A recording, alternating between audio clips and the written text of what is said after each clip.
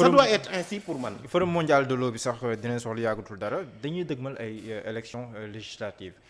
mu am coowal parrainage ñëwaat fii nii Sénégal ñenn ñi di fondé aussi arrêt bi nga xam te nii la cour de justice de la CEDEAO rendre na ko par rapport au parrainage ci benn requête boo xam ne nii maître Abdoulaye Tine moom moo ko defoon waaye mu mel ni si gëtu ñu bari nguur gi daf say gëmm bëgg a dëgmal mbirum parrainage bi ni ñu koy defee ni nga ko defee woon nañ ko bëgg a defaatee ndax am nga gis-gis si nii parrainage ni nga ko bëgg a defee yan tekk-tekk moom nga si gis wala pour yow lu mën a ñaaxal. alors loolu daf may delloo sunu constitution du Sénégal ak suñu tuddee sunu article 4 dafa ne les partis politiques concourent à l'expression des suffrages mu am lu mu ci indi lu bees en 2016. ni partis politiques yi dañuy tàggat citoyens mais dañuy participer même à l'animation de la vie politique parce que les partis politiques bi may mujj fii doon nañ ci waxtaan ba ma naan la les partis politiques même fabriquent des gouvernants parce que dañuy def de la formation dañuy def des écoles du parti donc ils forment des gens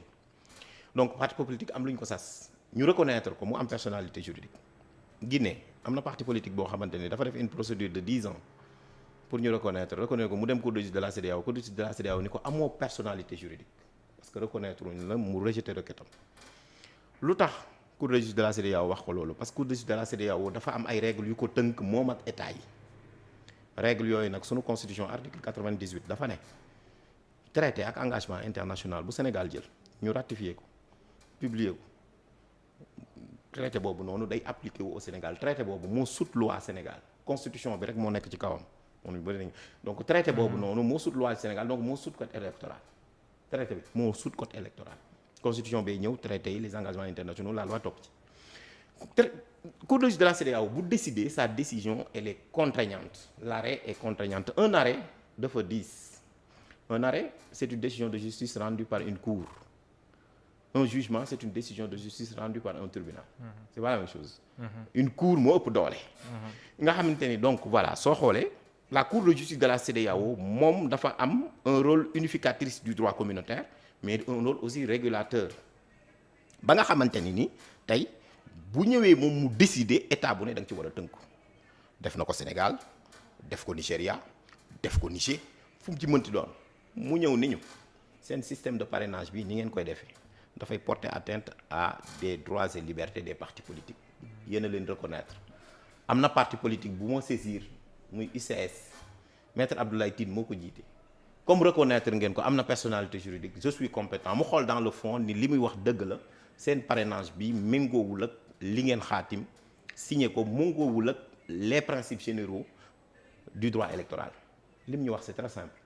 da ngeen a am un fichier général bu am 6,5 millions d'électeurs ngeen am plus de 300 partis d'ailleurs sax juge bi il était tellement pédagogue que daf ñu wax ni assainissez n'est-ce pas votre système partisan loolu la ñu wax bari assainir leen ko mënuñu bu ngeen leen bëggee boole un fichier de 6,5 millions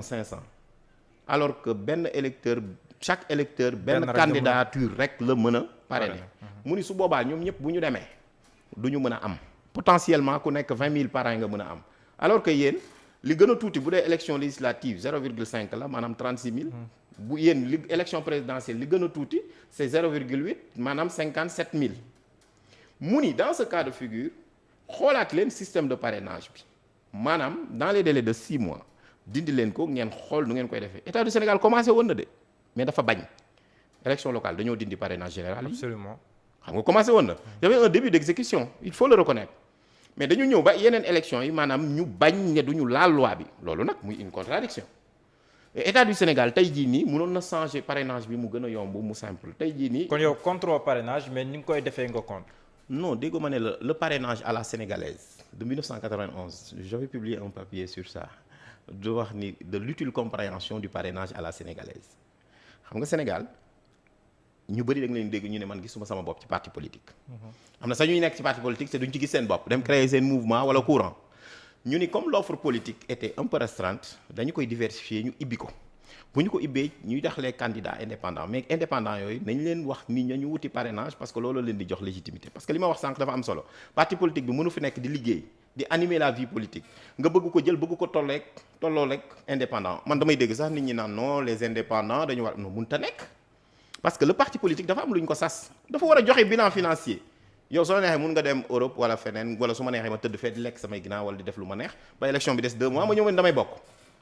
mais dañ naan mal léegi nag pour diversifier l'offre politique ñu ne non seulement nañu ko élargir mais ñoom nañu leen wax ñu wut 10 000 signatures boobu loolu la woon. mais soo xoolee léegi le parrainage actuel il est contre les indépendants ma jox la exemple bi ñu commencé élection ba tey da nga gisagum depuis parrainage 2019 da nga gis indépendant bokk. gis nga ku ci bokk parce que dañoo alourdir leurs conditions de participation.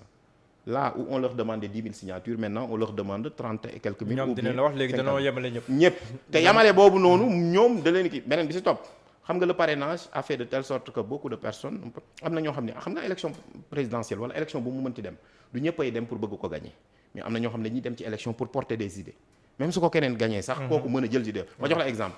élection présidentielle benn jigéen bokkul. te les femmes dañoo am ay idées yu ñuy porter yoo xamante ne ñoom rek ñoo ko mën a waxal seen bopp. wala ñoo ko gën a xam. góor ñi. ñu éliminer leen beneen bi si topp soo gisee par quoi même les investitures da ngay gis ni muy demee nga xamante ni am na des femmes yoo xam ni sax yenn wala par exemple ñu bëgg a nekk candidat duñ ko mën a nekk et cetera wala nga gis yenn catégorie yi wala nga gis yenn parti politique yi nga xamante ni tey mais tout le monde connaît le PIT dans soxla li mu fi liggéey musul gagner élection mais du point de vue idéologique ak li ñu doon défendre mais c'était un parti boo xamante ni dans l'échiquier politique ak temps là day am solo est-ce que xam nga ne États-Unis élection présidentielle du 2 candidats rek du républicain ak démocrate am na ñeneen mais doo leen dégg mais il y a des candidats des verts et cetera on ne parle pas de mais dañuy dem parce que dañuy bëgg a bokk pour pouvoir maintenant boo xoolee moo tax yeneen dëkk yi dañu changer parrainage tey suñu parrainage bi li tax ma lay wax ni moo gën parce que am na ñu ñëw bëgg a nduróog ñun France par exemple ñoom dañoo bëgg a bàyyi parrainage des élus def parrainage citoyen mais bi ñu ko bëggee def François Hollande dañ leen mënul nekk parce que 140 000 signatures lay doon loolu kenn mënu ko contrôler il faut que ñu mun a donc ministre de l'intérieur sax am na jéego bu mu ci def wax naa ko keroog ni c'est légal parce que bu ñu article L57 bu nee les conditions d'identification du parrain ministre de l'intérieur waru ko mën a restreindre mais mun na ko aggraver donc yokk na ci la taille du parrain parce que dama ko daan wax. la taille du parrain maanaam en fait donc voilà ku nekk donc voilà élément d'identification la en fait ci signe yi beneen bi si topp mooy soo ñëwee par exemple en 2018 bi ñu ko defee parce que boo jëlee la fiche numérique ba tey jii nii amul signature alors que les éléments sont cumulatifs et non pas alternatifs bon maintenant loolu bi mu amee Abdoul Mbaye defoon recours devant la Cour suprême mais Cour suprême d'accord daf ko rejeter loolu yëpp daf lay wan ni la le parrainage est donc quelque chose boo xam ni en soi dafay non seulement filtrer mais dafay crédibiliser les élections les candidatures mais parrainage bi ñu am nii du filtre c'est un bouchon. kon ndax waruñu permettre par exemple am na tam ñu si wax ne secret du vote ak nangam parce que bu nekkee ne kenn rek nga mën a parrainer mën na am ki nga fas yéene voter moom ngay parrainer est-ce que kon waruñu may électeur bi wala citoyen la possibilité mu parrainer ñaar wala ñett sax ay candidature. ni nga ko waxee dafa pertinent ba nga xamante ne tey bu ñu bëggoon respecter la décision de la Cour de justice de la CEDEAO dañu naan rek un électeur ne peut parrainer plus de 2 candidatures parce qu'on ne parraine pas un candidat on parraine une candidature. Un électeur ne peut parrainer plus de 2 candidatures. Règle une phrase ngay def ci code électoral bi régler loolu jafewul bu boobaa noonu soo parrainer 2 candidatures dinañ xam ni yow kat peut-être ku la ci neex voter wala su la neexee nga voter keneen parce que parrainer n'est pas voter mais bu ñu la nee un électeur ne peut parrainer qu'une seule candidature mais yow sa candidat moom ngay parrainer wala ki nga xamante ni bëgg nga mu parce que en science politique dañuy wax le vote utile bu boobaa noonu dañuy tuddee le parrainage utile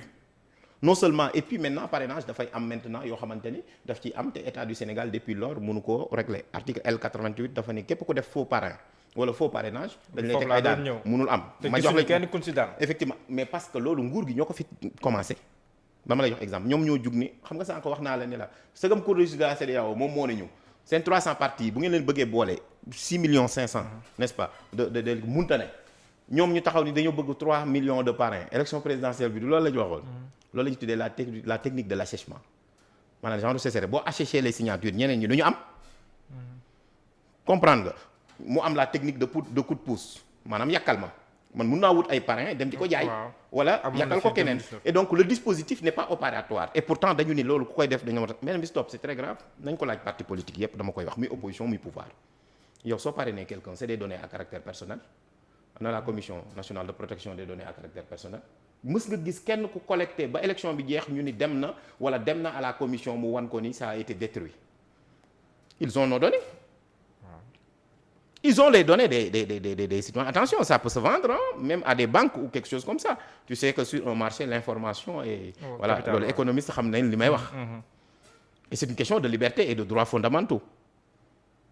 c'est des questions yu ñu war a waxtaan duñ ci waxtaan nag et je me dis que donc tout le monde est interpellé opposition comme majorité bu ñu amee données yooyu ba pare ils en font quoi et je pense que normalement la loi voudrait que ñu détruire ko suñu pare